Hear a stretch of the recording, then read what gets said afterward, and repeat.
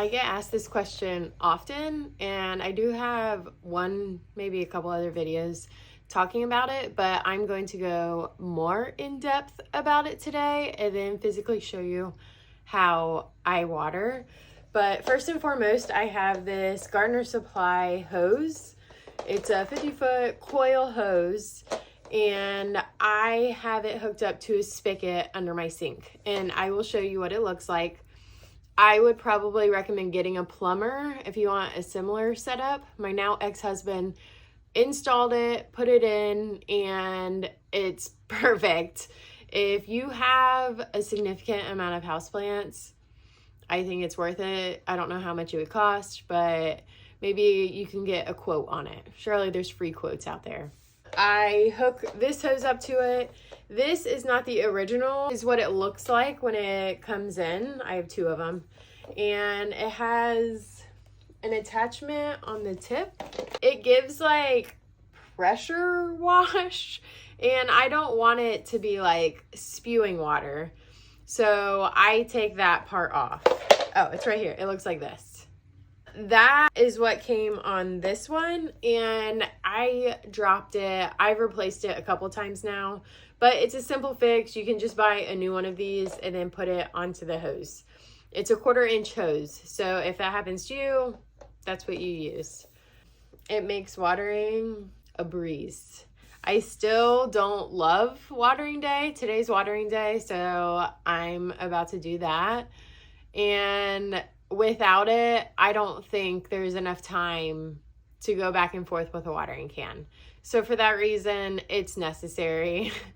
It takes me about an hour, hour and a half. I have to like breeze through it, not get distracted. I'd say max 2 hours. I'm going to show you what it looks like under my sink and maybe give you a better understanding of what the setup looks like. I really do feel like a plumber would probably be better equipped to talk about this, but I don't really know.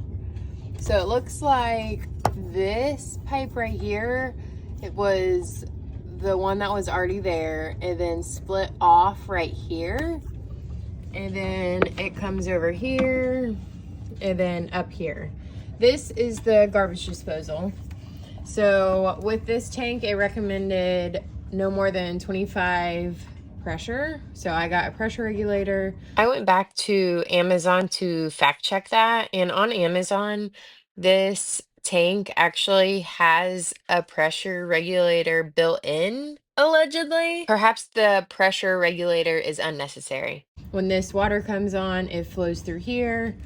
This tube flows water through here into here, and then this intakes it from there to add to the hose. So this is what I use for fertilizer. This is the fertilizer I use. It says for general feeding, 2 to 3 teaspoons per gallon every other watering. So I put 2 teaspoons in here, and my hypothesis is when water comes in here and then comes back, it gets diluted within the hose. So I think that's okay. I've been doing it for a few weeks now, and nothing seems to be upset or burning due to too much fertilizer.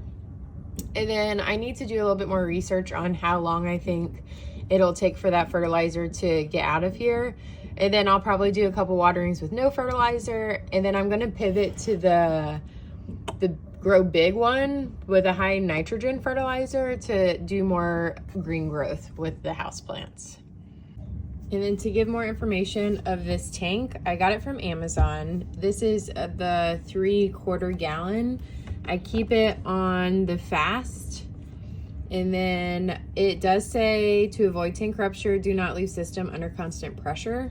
So when I turn this on, I water everything in. And then when I'm done, I hold down the hose nozzle and turn this off, turn the spigot off. And then I unscrew this lid, release the pressure, and then I put it back on. If in the future you turn on the spigot and there's water shooting everywhere, check the seal under the lid, because the constant unscrewing it, screwing it on, the seal just might come off. So you can just place it back on. A lot of the things that I use and I talk about, you can find in my Linktree, typically in my bio. If there's a link in there, you can click on Linktree. I have my Amazon storefront in there. You can search for the categories that way, or in the Linktree, you can scroll down and I kind of categorize things as I see easily to find. Obviously, going that route, I get a very small commission, but I just wanted to mention it because I can't, like on TikTok and Instagram, I can't link it in the comment when somebody asks me, like, do you have a link to that? I can't link it in that comment.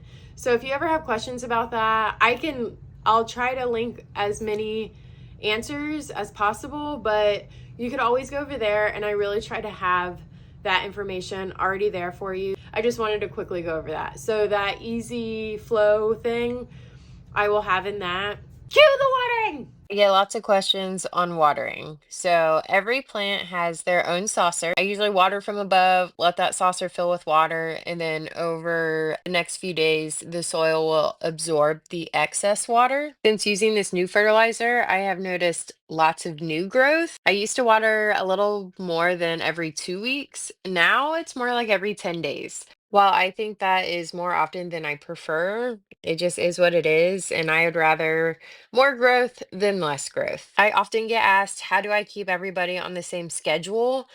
I would say that it's really just knowing what plants need water at what time. Pot size plays a crucial role in this because if the pots are too big or if the pots are too small, the plant isn't going to make it to the next watering day. So I base pot size off of root size and water intake. And knowing how quickly plants grow, some like to dry out, some like to stay moist. I think that just comes with experience. I hope this was helpful. If you have questions, just let me know. Bye.